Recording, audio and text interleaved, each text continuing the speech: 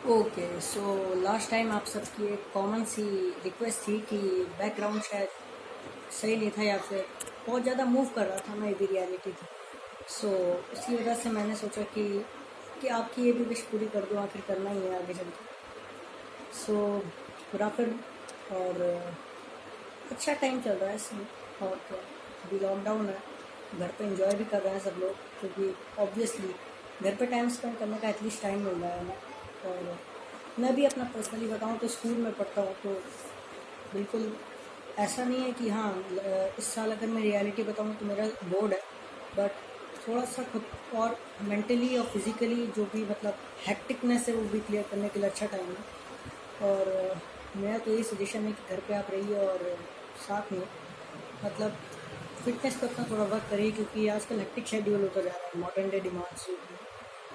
और बाकी बस खुश रहिए। वैसे आज का जो टॉपिक है हमारा, मैंने एक्चुअली व्हाट्सएप पे बताया था कुछ लोगों को, अपने फ्रेंड्स को, कि हारी हुई बाजी को जीतना कैसे। ये बहुत इंपॉर्टेंट टॉपिक है मेरे हिसाब से, क्योंकि अगर आप एक ऐसे इंसान हैं जो कि बिल्कुल पैशनेट हैं और बहुत ज़्यादा आपको एक बर्निंग डिज़ायर है, तो मुझे लगता है फिर आपको गोल अचीव करने से कोई रोक नहीं सकता है, अनलेस एंड अनटिल आप अंदर से सिर्फ ऊपर से दिखा रहे हैं, अंदर से नहीं है वैसे। तो यही एक चीज़ है जो आपका एक बैरियर बन सकती है। So actually what the topic means कि आपको चीज़ों को एकदम बदल देना है। आप अगर बिल्कुल हारी हुई सिचुएशन में हो जहाँ से आपकी कोई मतलब हेल्प कोई कर नहीं सकता है, आप खुद हेल्पलेस हो और खुद कुछ कर ऑन योर ओन सेल्फ आप कर नहीं पा रहे हो, मतलब ज़ीरो थॉट की डिसीजन, मतलब वो एक स्टेज होती है जो सबके साथ ऑलमोस्ट आती है, 3 से 4 बार आती है आई थिंक लाइफ में, मोस्टली। बट या बहुत, तो उस समय मुझे लगता है कि आपको अंदर से एक बात हमेशा होनी चाहिए कि हाँ, मेरे को चीज़ों को ऑब्जर्व करने के लिए एक थोड़ा सा खुद को टाइम देना है। अगर आप टाइम देंगे 5 महीने, 6 महीने, 10 महीने, 1 साल, 2 साल, 3 साल, कभी ना कभी तो आपको सक्सेस मिलनी ही मिलनी है। और मैं कहूँगा कि अगर आपको आप अगर ये सोच रहे हैं कि मैं हार गया तो क्या होगा या जीत गया तो क्या होगा, तो ओवर ड्रीमिंग भी सही नहीं है मुझे लगता है। चीज़ों को ऑब्जर्व करने के लिए वो जो टेंडेंसी होनी चाहिए, जिस दिन इंसान के अंदर ख़त्म हो जाती है, then you should just leave all the things.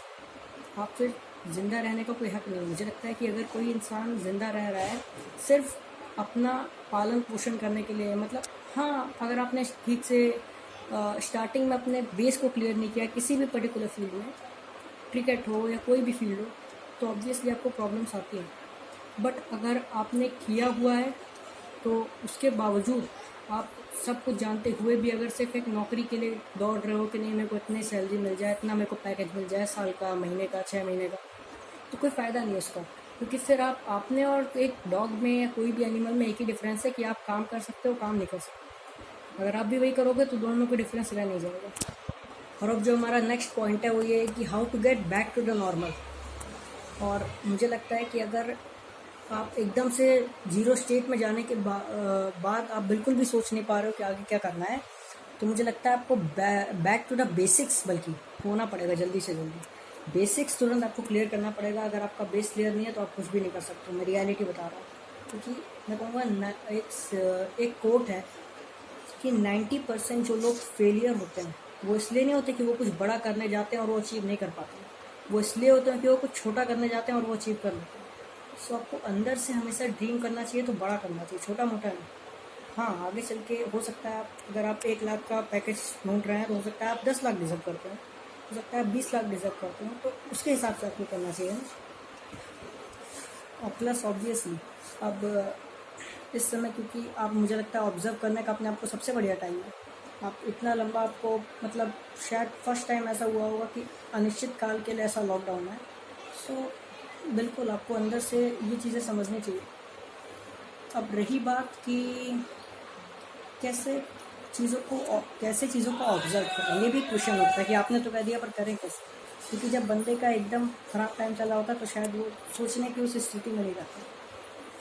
तो मेरे हिसाब से अगर उस समय इंसान को सिर्फ ये सोचना चाहिए कि मतलब सिर्फ नॉर्मल, जस्ट आप कुछ सोचना नहीं है, ठीक है, ऑटोमेटिकली चीज़ें नॉर्मल होने लगेंगी, बेसिक पे आने लगेंगी, कुछ करना नहीं है अपने ओर से। फिर धीरे धीरे जब बेटर होंगी चीज़ें, उस हिसाब से आपको चेंज करना है खुद को। जैसे मैं लास्ट वीडियो में कहा था, पर कि मतलब आप अग्रेसिव है नेचुरली, तो आपको मतलब ज़रूरत के हिसाब से तो एटलीस्ट चेंज करना पड़ेगा। तो वो यहाँ पे अप्लाई होती है, वो चीज़ की ज़रूरत के हिसाब से आपको अप्लाई करना पड़ेगा। पर्सनली मेरे भी ऐसे बहुत सारे एक्सपीरियंसेस हैं, आने वाले टाइम में ज़रूर शेयर करना चाहूँगा। और बिल्कुल देखें तो पिछले 10 से 15 साल में चीज़ें तो बदली हैं, और बिल्कुल अब डिमांड जो है मॉडर्न डे जनरेशन की वो बहुत ज़्यादा है comparatively than before. Last 4-5 generation में अगर आप देखें तो उससे कहीं ज़्यादा अब हो रहा है मॉडर्न डे जनरेशन में। और एक चीज़ और कहूँगा, अपनी ओर से ऐड करना चाहूँगा। जैसे अब बहुत लोग मतलब नई जनरेशन के होते हैं तो वो बहुत गलत करते हैं आजकल के टाइम।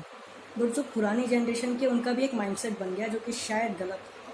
वो समझते हैं कि नहीं, अब जो मॉडर्न जनरेशन वाले लगभग सब गलत हैं, सब गलत हैं, मुझे समझते हैं, जो कि मुझे नहीं लगता रियलिटी है। बिकॉज बहुत से ऐसे स्टूडेंट्स हैं जो वाकई में, जब बहुत से ऐसे यंग एज के हैं जो खुद को वाकई में एक लीडर की उनके अंदर क्वालिटी दिखती है, या खुद के अंदर वो चीज़ वो देखते हैं कि I am meant to achieve something bigger in my life, कुछ बड़ा करने के लिए मैं पैदा हुआ हूँ। वो चीज़ें दिखती हैं बहुत लोगों को, तो वैसा कुछ हमें समझ के ही किसी पे इंजाम लगाना चाहिए। और मैं कहूँगा दोनों एज ग्रुप अगर मिल के काम करें तो ज़्यादा बढ़िया है। कलेक्टिव एफर्ट, कंट्री के पर्सपेक्टिव से या वर्ल्ड के पर्सपेक्टिव से, I think it would be amazing. So वही सबसे इम्पोर्टेंट होता है। बाकी एट द मोमेंट बस खुश रहिए, सब कुछ। अब आने वाले टाइम में और भी बड़े वीडियोस बनाने की कोशिश करूँगा, बट अभी जस्ट स्टार्ट है। लाइक करिए, शेयर कीजिए, सब्सक्राइब करिए, नोटिफिकेशन की घंटी ज़रूर बजाइएगा, और अच्छा कमेंट लिख दीजिए तो अच्छा लगेगा।